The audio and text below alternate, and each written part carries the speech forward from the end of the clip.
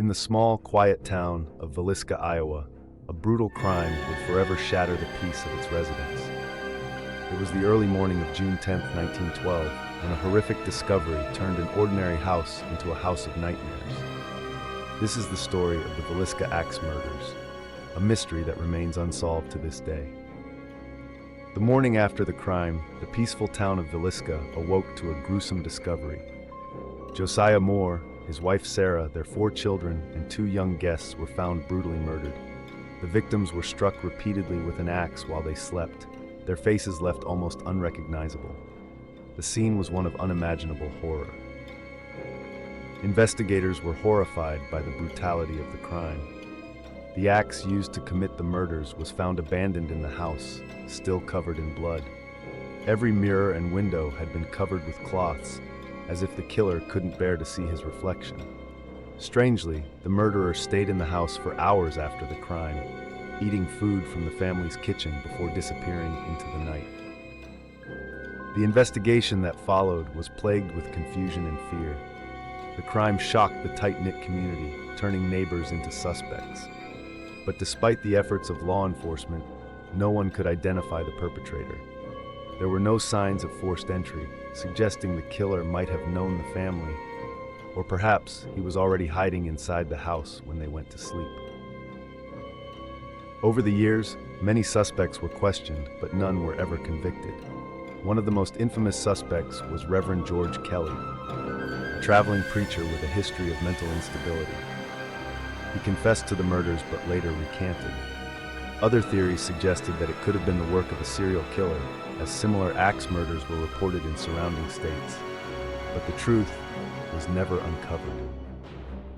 Today, the Moore House stands as a grim reminder of that fateful night.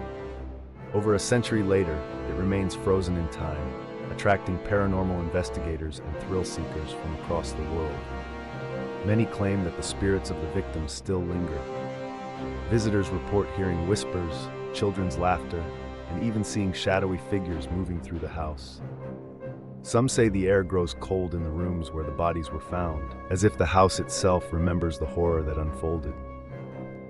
Over a century has passed since that horrific night, yet the mystery of the Villisca Axe murders remains unsolved. The house, now a silent witness to the crimes, continues to attract those seeking answers, and those who simply wish to glimpse the darkness that still lingers within its walls. Perhaps the ghosts of Villisca are waiting for someone to finally uncover the truth.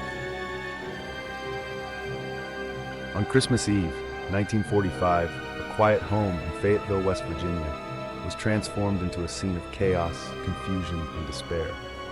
The Sodder family's house erupted in flames, but it wasn't the fire itself that would haunt them for the rest of their lives. What truly left the Sodder family shattered was the mystery that unfolded in the aftermath. A mystery that remains unsolved to this day. This is the story of the disappearance of the Sodder children. It was just after midnight when a sudden, frantic ringing of the phone woke the Sodder family. Jenny Sodder, the mother, answered the call but was met with the laughter of strangers and an ominous question she couldn't understand.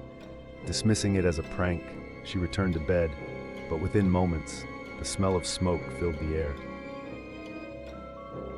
George Sodder, the father, and Jenny managed to escape the inferno with 4 of their children, but 5 others, Maurice, Martha, Louis, Jenny, and Betty, were trapped inside. Desperate to save them, George tried to re-enter the house, but the flames had grown too fierce. George's attempts to save his children were met with strange obstacles. The ladder he always kept by the house was missing, and both of his trucks, which had worked perfectly the day before, refused to start. The family watched helplessly as the flames consumed their home, and with it, their hopes of rescuing the children inside. When the flames finally died down, what remained of the Sodder house was nothing but charred rubble. But as the ashes were sifted through, a new, chilling realization set in.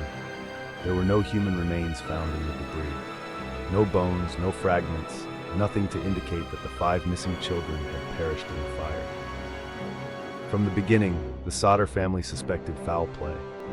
In the days leading up to the fire, George had received strange threats from men warning him about his outspoken political views.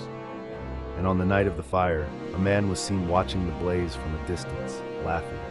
When questioned, he disappeared into the darkness, leaving no trace. Jenny Sodder refused to believe her children had perished. She began her own investigation and uncovered a series of strange clues: a rubber object found in the yard that resembled a napalm bomb, eyewitnesses who claimed to have seen the children alive after the fire, and a mysterious photograph sent to the family years later showing a young man who resembled their son, Louis.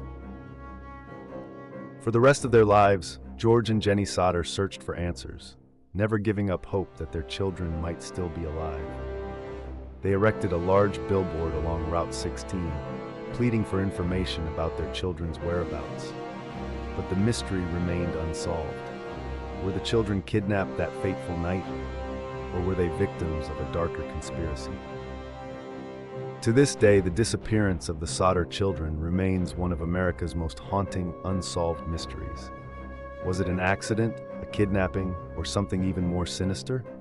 The truth may never be known, but the questions linger on, echoing through the years like the fading embers of that fateful Christmas Eve.